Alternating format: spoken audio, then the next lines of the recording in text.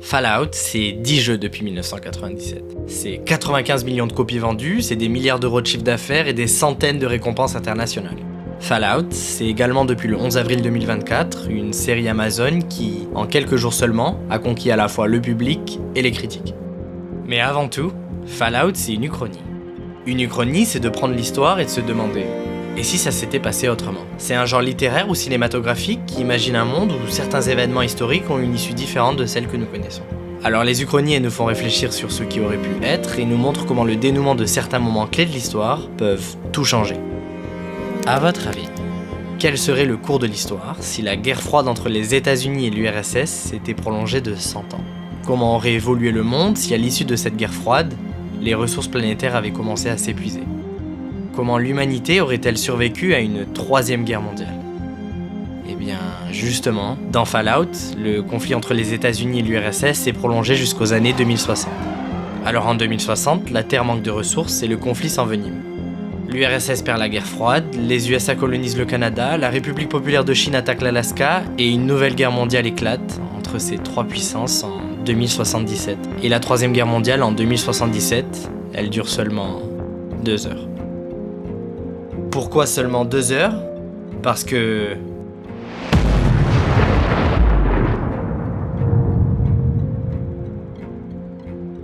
Pas ouf pour commencer une histoire, me direz-vous ? Eh bien, détrompez-vous, c'est là que ça devient vraiment intéressant.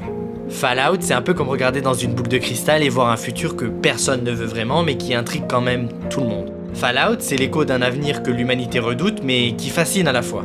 C'est une plongée vertigineuse dans les abîmes d'un monde post-apocalyptique où la survie devient un art. C'est un univers où le ciel est constamment voilé par les nuages nucléaires et où la civilisation tente de renaître de ses cendres. Chaque ruine, chaque rencontre, raconte une histoire de résilience, de désespoir et parfois même d'espoir. Ici, entre les échos d'un passé révolu et les promesses d'un futur incertain, les joueurs ne sont pas seulement des survivants. Ils sont les témoins d'une humanité qui lutte pour redéfinir son essence au milieu des vestiges de la Grande Guerre atomique. Alors bienvenue dans le Playground et bienvenue dans le monde de Fallout. En 2077, afin de survivre à l'apocalypse nucléaire, les hommes se sont retranchés dans des abris souterrains numérotés conçus par une entreprise dénommée Voltec. Ces abris, de véritables merveilles technologiques, sont conçus pour fonctionner comme des villes souterraines autonomes. Chacun de ces refuges peut accueillir des centaines de personnes, ce qui forme des petites sociétés autarciques complètement isolées du monde extérieur. Ces abris, ils sont équipés pour répondre à tous les besoins de leurs résidents. Protection, nourriture, eau et même des divertissements. Tout ça pour préserver une semblance de vie normale. Alors vous vous en doutez, les habitants de l'abri sont formellement interdits de quitter celui-ci, et d'ailleurs le seul moyen d'en sortir, c'est par une énorme porte blindée que seul le superviseur de l'abri peut ouvrir. Et si je vous parle des abris, c'est pas anodin. Parce que dans tous les jeux Fallout, le personnage principal est un habitant d'abri, qui pour une raison bien spécifique se retrouve contraint de le quitter. Cet abri, qui abrite sa famille, ses amis et tous ses souvenirs, devient le point de départ de notre aventure. Et ce personnage principal, non seulement on s'y attache, mais on s'y identifie. Et lorsque notre personnage quitte cet abri, ce n'est pas véritablement notre personnage qui abandonne l'endroit où il est né et a grandi. C'est toi, le joueur. Et ça, c'est très fort. Alors pourquoi je vous dis ça ? En fait, l'une des plus grandes particularités des jeux Fallout, que ça soit les premiers jeux de Black Isle Studio ou les plus récents de Bethesda, c'est que ce sont des RPG. Alors certains d'entre vous savent déjà ce que c'est qu'un RPG, mais je vais quand même leur expliquer rapidement. Un RPG, c'est un jeu de rôle qui repose sur plusieurs mécaniques de jeu bien spécifiques. L'essence même d'un RPG réside dans la possibilité pour les joueurs de créer entièrement leur personnage. Ce processus de création commence souvent par des choix esthétiques, tels que le sexe, la taille, la forme du visage, la couleur de peau et même la coupe de cheveux. Mais il va bien au-delà des aspects visuels. Et c'est là que ça devient vraiment ouf. Pourquoi ? Parce que les RPG ils permettent également aux joueurs de façonner les capacités et les compétences de leur personnage selon leur style de jeu préféré. Ces attributs tels que la force, l'intelligence, la perception, l'agilité, l'endurance, le charisme et la chance influencent complètement la manière dont le personnage interagit avec le monde et affronte chaque épreuve. Par exemple, un personnage plus intelligent pourra avoir accès à des options de dialogue uniques ou réussir plus facilement certaines tâches plus techniques comme le piratage ou la construction d'objets de survie. Tandis qu'un personnage plus fort ou agile sera meilleur au combat ou plus furtif dans ses déplacements, l'empêchant de se faire détecter par quelconque créature. Et des possibilités, il en existe plein. On peut vivre son aventure en incarnant un shooter hors pair qui ne loupe jamais sa cible, ou un beau parleur charismatique qui se sort de toutes les situations, ou encore en étant un petit génie des sciences qui se balade toujours avec sa garde privée de robots piratés. Et les trois ne sont pas incompatibles du tout. En plus de la personnalisation des personnages, les RPG se caractérisent par leur scénario ramifié, où les choix du joueur peuvent conduire à des fins complètement différentes, affectant non seulement le sort de leur propre personnage, mais aussi celui de tout l'univers. Les RPG offrent une expérience de jeu profondément immersive et personnalisée, où les joueurs peuvent vraiment sentir qu'ils vivent et influencent une histoire, plutôt que de simplement la suivre. Dans chaque jeu, il y a cette scène mythique du passage de la porte blindée de l'abri, et celle-ci elle est lourde de sens. C'est là toute la magie du jeu vidéo, une sensation qu'on ne retrouve ni dans un film, ni dans un livre. Dans un jeu comme Fallout, le personnage devient bien plus qu'un simple personnage virtuel. Il est le reflet de toi-même, un personnage dans lequel tu te retrouves, qui incarne souvent la personne que tu es ou celle que tu aimerais être. Et bien souvent les deux. Non seulement tu es le spectateur, mais tu es aussi l'acteur du fait de jouer au jeu. Et quand la porte de cet abri elle s'ouvre, ça donne ça.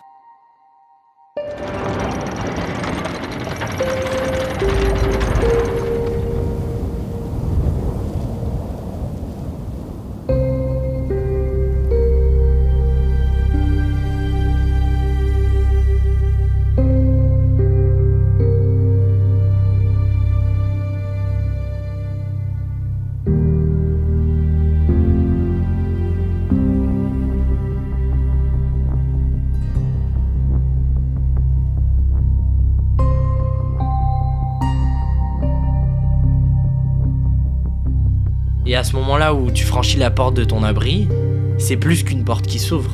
C'est plus qu'un monde désolé qui se présente devant toi. C'est plus qu'un pas décisif vers un futur incertain. C'est plus qu'un ciel irradié et des ruines à perte de vue. C'est un de ces moments mythiques du jeu vidéo, un moment où l'appel à l'aventure se fait de plus vertigineux. Alors on regarde autour de nous, on contemple ce qui reste à contempler, et on ne sait pas trop où on doit aller ni ce qu'on doit faire. Je sais que pour l'instant notre histoire n'est pas très joyeuse. En voyant ce paysage, on s'imagine une aventure mélancolique, empreinte de solitude et de désolation, mais on est loin du compte. Fallout, c'est pas seulement des paysages désolés et des bombes atomiques. Non, non, c'est bien plus que ça. Vous me croyez pas ? Eh bien, je vous laisse en juger par vous-même.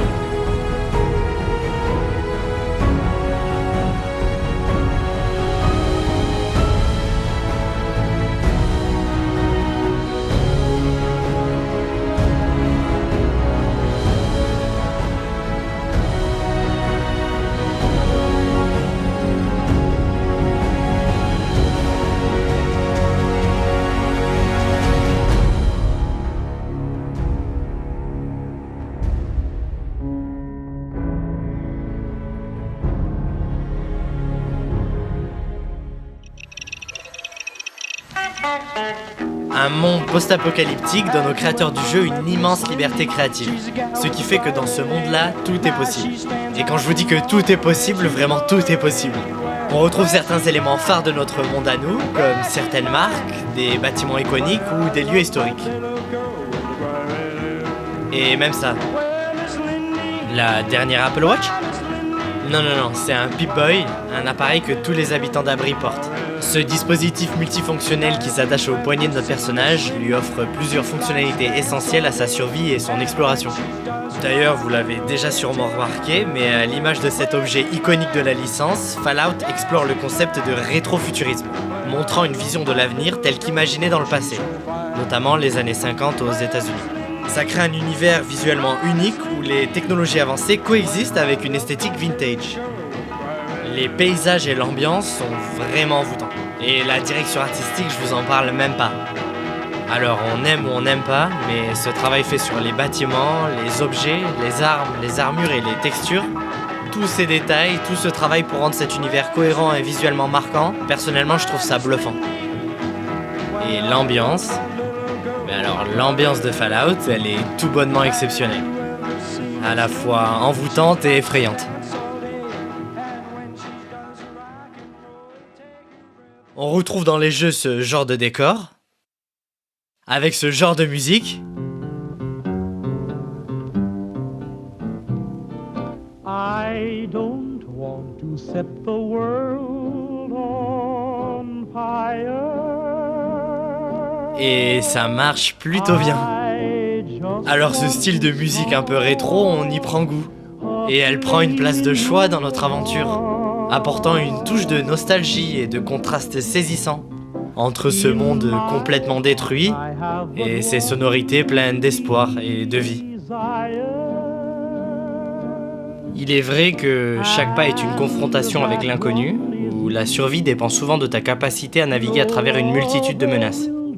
Des monstres ou des créatures prêtes à nous faire la peau. Dans Fallout, il en manque vraiment pas. Allez, je vais vous en présenter quelques-uns. Vous êtes prêts ? C'est parti. Alors, dans ces terres désolées, on peut retrouver des rats de cafards. Les rats de cafards sont des cafards géants, de la taille d'un chien. Ils sont très dangereux et à notre plus grand bonheur également très répandus. Les ratops, des rongeurs mutants furtifs et vicieux, absolument hideux. Dotés de dents acérées, ils ont pour habitude d'attaquer en meute. Super nouvelle. Les rats de scorpions. Munis d'une armure épaisse et d'un dard extrêmement venimeux, ils adorent surprendre leur proie en se cachant sous terre. Des ghouls, autrefois humains, maintenant transformés en zombies irradiés. Certaines ont conservé leur humanité, mais d'autres sont devenues extrêmement agressives. Leur objectif ? Vous bouffer. Tout comme les mouches bouffies d'ailleurs. Des insectes volants, mutés par les radiations, devenus beaucoup plus grands et beaucoup plus dangereux. Évidemment, elles attaquent en projetant des larves empoisonnées, rendant chaque rencontre avec elles non seulement mortelle, mais également très désagréable. Des super mutants, des humains génétiquement modifiés, boostés aux radiations. Alors imaginez un titan de chair et de muscles capable de réfléchir et de parler, armé jusqu'aux dents, qui ne connaît ni la peur ni la pitié.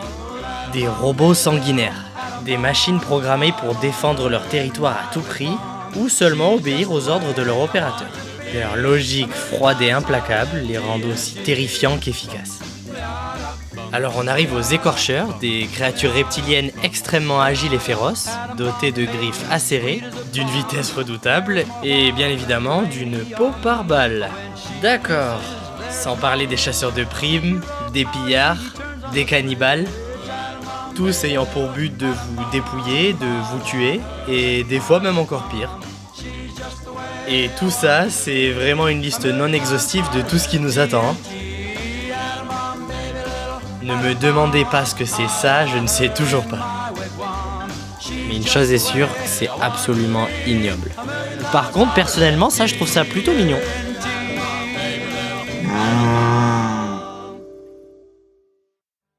Les jeux regorgent d'ironie, de situations absurdes et de dialogues mordants, qui critiquent la société, la guerre et les excès technologiques, offrant aux joueurs des moments de légèreté au milieu du chaos.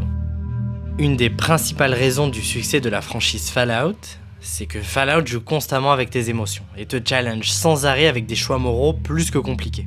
Le monde n'est pas manichéen, c'est-à-dire qu'il n'y a jamais vraiment de gentils ni de méchants. Le monde est gris, à l'image du ciel qui nous accompagne durant toute l'aventure. Et toutes les décisions que l'on prend dans cette aventure, elles sont soit gris foncé, soit gris clair. Ce qui rend l'univers d'autant plus réaliste et impactant, mais aussi profondément touchant. Chacun des jeux propose une quête principale qui guide notre aventure, mais celle-ci n'est que le fil conducteur d'une intrigue bien plus complexe. Dans le premier Fallout de 1997, il s'agit de s'aventurer dans les terres désolées pour retrouver une puce de purification d'eau, qui est essentielle à la survie de l'abri d'où l'on vient. Sauf qu'à la sortie de cet abri 13, on réalise vite qu'on va avoir besoin d'aide pour venir à bout de notre quête. Alors on survit en faisant des alliances, mais aussi des trahisons. Les joueurs doivent souvent choisir avec quelle faction s'allier, ce qui peut aider ou nuire à d'autres groupes. Par exemple, soutenir une faction peut entraîner la destruction ou l'affaiblissement d'une autre, affectant potentiellement des innocents. Dans Fallout, on est complètement esclave de la gestion des ressources. Les joueurs doivent parfois décider qui recevra de l'aide en termes de nourriture, de médicaments ou d'autres ressources vitales. Certains compagnons de voyage nous accompagnent durant cette aventure. Mais ces mêmes compagnons de voyage n'hésiteront pas à partir si nos choix ne sont pas en accord avec leurs valeurs. Et toutes ces décisions que l'on prend durant notre aventure peuvent sauver des vies, mais aussi en condamner d'autres. Et avoir ce pouvoir de décision, c'est difficile, même très difficile. Alors parfois on se demande, et si je prenais pas de décision ? Sauf que dans Fallout, l'absence de décision, c'est une décision, avec ses propres conséquences. Et d'ailleurs, c'est des fois très plaisant de jouer le méchant et de se comporter comme un vrai salaud. Le jeu te libère des pressions sociales et te permet d'explorer des facettes de ta personnalité que tu n'exprimes pas normalement. Il a un véritable rôle cathartique, te libérant de tes pulsions, frustrations et émotions négatives. On ballotte sans cesse dans ce triangle, victime, sauveur et bourreau. Ce qui fait d'autant plus réfléchir sur la complexité des choix moraux et des dynamiques interpersonnelles qui influencent toutes nos actions. Tous ces choix ne sont pas simplement binaires, ils sont souvent présentés avec une grande nuance, reflétant la complexité des dilemmes moraux réels. On doit assumer les conséquences de ces choix, car on ne peut pas recommencer. Et le jeu fait tout pour que l'ensemble de nos choix soient complètement indépendants les uns des autres. On peut tout à fait à un moment donné être le héros qui sauve tout le monde, tout comme le persécuteur cruel qui, quelques heures plus tard, menace la vie d'innocents.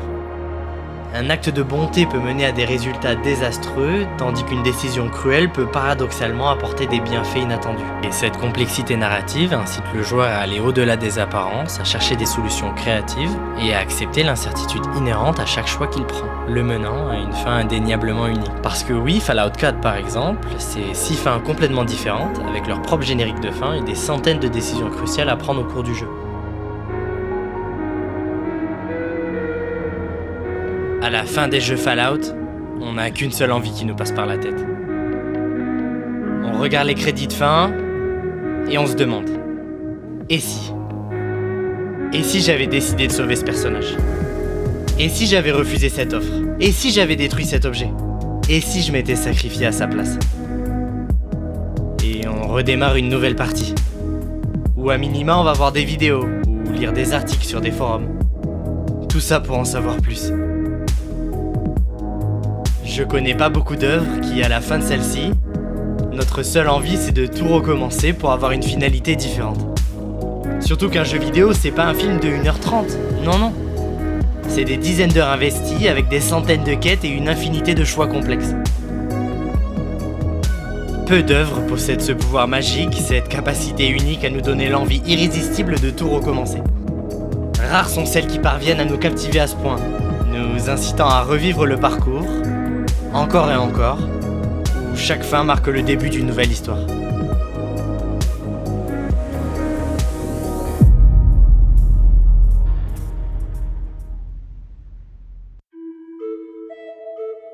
Alors oui, cet univers est violent, parfois même très violent. Et oui, les jeux poussent sur des aspects qui peuvent être un peu gore, voire même très gore, comme on peut également le voir dans la série. La phrase iconique de la licence, c'est « War never changes ». La guerre ne meurt jamais. Alors je ne vous apprends rien, mais c'est un aphorisme d'une véracité troublante. Tant qu'il y aura des hommes, il y aura de la guerre. Et c'est pas moi qui le dis, c'est lui. Ce qui m'a le plus frappé, c'est comment le jeu et la série nous confrontent de manière viscérale à notre propre condition humaine, en mettant en avant un danger atomique omniprésent. La mise en scène repose sur du show don't tell, un principe fondamental de narration qui encourage les auteurs à illustrer les émotions, les actions et les caractéristiques des personnages à travers des descriptions concrètes plutôt que de simplement les décrire de manière directe. L'idée est de créer une expérience immersive pour le spectateur, en lui permettant de ressentir les émotions et de visualiser les scènes plutôt que de simplement dire ce qui se passe ou ce que les personnages ressentent. Personne ne nous dit « attention, il y a de la radiation ici », on entend simplement notre compteur Gégère s'affoler. Et grâce à cette narration, on ressent cette peur profonde qui remet en question totalement notre existence. Notre instinct primaire de survie est mis à rude épreuve, exactement comme des œuvres telles que Walking Dead ou encore L'Attaque des Titans, où l'homme se retrouve tout en bas de la chaîne alimentaire. Notre humanité est mise en jeu, et c'est pour ça que ça nous touche autant, D'ailleurs, Fallout explore avec brio les thèmes du pouvoir, de la gouvernance et de l'éthique, offrant une critique ou une réflexion sur notre société actuelle. Durant notre aventure, on peut s'associer avec une multitude de factions, comme la confrérie de l'acier, déterminée à préserver et contrôler la technologie de pré-guerre, souvent perçue comme noble, mais aussi isolationniste et xénophobe. L'Enclave, qui se considère comme la légitime relève du gouvernement américain, avec des plans souvent radicaux pour soi-disant purifier ce monde désolé, ou encore la République de Nouvelle-Californie, qui cherche à étendre sa loi et son ordre dans les terres désolées, souvent au détriment des petites communautés. Des factions, il en existe à foison, en passant par la Légion de César, l'Institut, le Réseau du Rail, les miliciens, les mercenaires, les enfants de l'atome, les disciples de l'Apocalypse, et tellement d'autres. Toutes ces factions représentent différentes facettes de l'éthique humaine, chacune avec ses propres motivations, aspirations et dérives. Pour progresser dans notre aventure, nous devons souvent collaborer avec elles. Et comme on peut s'y attendre, elles laissent toutes un goût amer. Aucune ne nous convainc réellement. Elles semblent toutes temporaires et fragiles, et tous les compromis qu'on fait nous rappellent constamment les zones grises de notre propre morale. Ce sont ces dilemmes éthiques qui nous poussent à réfléchir notre propre humanité, et à questionner les véritables motivations derrière toutes nos actions. Et vous alors ? Quel choix feriez-vous ? Seriez-vous prêt à aider une personne moralement discutable si cela signifie obtenir des informations cruciales pour la survie d'une communauté entière ? Est-ce que vous favoriseriez une faction oppressante mais stable à une faction plus idéaliste mais instable ? Seriez-vous capable de sacrifier des innocents pour sauver une ville entière ? Et parfois, la meilleure décision n'est-elle pas simplement la moins pire ? Et je suis sûr que si je demandais à chacun de vous individuellement, vous auriez tous des réponses différentes. Et c'est pour ça que j'adore ce jeu, si vous l'aviez pas encore compris.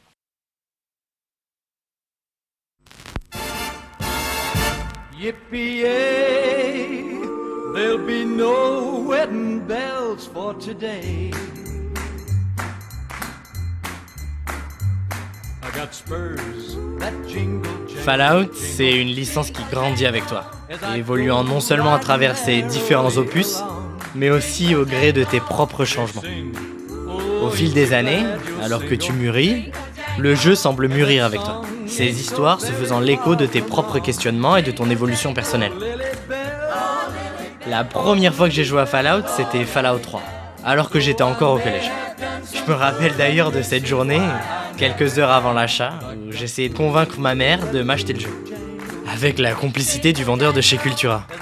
Je lui présentais la jaquette en prenant soin de bien masquer du pouce l'avertissement Peggy 18. Mais oui maman, c'est un super jeu, c'est pas violent du tout. À cet âge, il y avait tant de choses que je comprenais pas encore. Et ma première expérience a été marquante. Je me souviens me faire poursuivre par des pillards enragés dès ma sortie de l'abri. Et je comprenais pas pourquoi ils s'en prenaient à moi. Et pour être tout à fait honnête, ça m'avait un peu refroidi. Mais quelques jours plus tard, je m'étais replongé dedans et je voulais plus lâcher la manette. J'avais l'impression d'avoir une responsabilité envers ce jeu. Je me devais de retrouver mon père, je me devais de sauver toutes ces communautés, je me devais de laisser une marque sur ce monde désolé. Et quelques mois plus tard, j'insère dans ma console le jeu Fallout New Vegas. Et quelle claque! Non seulement parce que la version apocalyptique de Las Vegas est fascinante, mais aussi parce que ce jeu, conçu par les créateurs des premiers Fallout, est une véritable pépite en termes de narration et de choix. Le jeu m'oblige à regarder au-delà de l'étiquette bon et mauvais. Chaque faction, chaque personnage possède ses propres motivations, ses propres raisons, complexifiant ainsi le tableau moral du monde. Ce n'est pas juste une question de choisir un camp, c'est de comprendre pourquoi ces choix existent. Une chose est sûre, c'est que 8 ans après avoir joué à Fallout 3 pour la première fois, je suis plongé à fond dans mes études. Et je viens d'ailleurs de vendre ma PlayStation 4 pour me concentrer sur mes concours. À ce moment-là, j'apprends la sortie du nouveau Fallout. Alors je rassemble mes quelques économies et je travaille tout l'été pour racheter une nouvelle console. Et je peux vous assurer que j'ai pas du tout regretté ma décision. Parce que Fallout 4, c'est vraiment un super jeu. Ce jeu-là, il m'a fait réaliser que dans un monde privé de règles et de structures, La frontière entre la civilisation et la barbarie est incroyablement mince. Et que chaque décision que l'on prend peut soit nous rapprocher, soit nous éloigner de l'humanité que nous cherchons à préserver. Et tout ça en écoutant cette musique.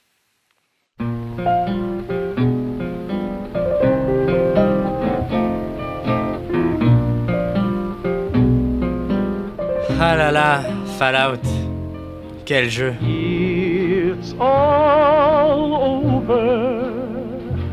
Alors je ne sais pas du tout si en 2077 des bombes atomiques détruiront le monde. Mais une chose dont je suis sûr, c'est que j'ai pris beaucoup de plaisir à vous partager mon amour pour cette licence.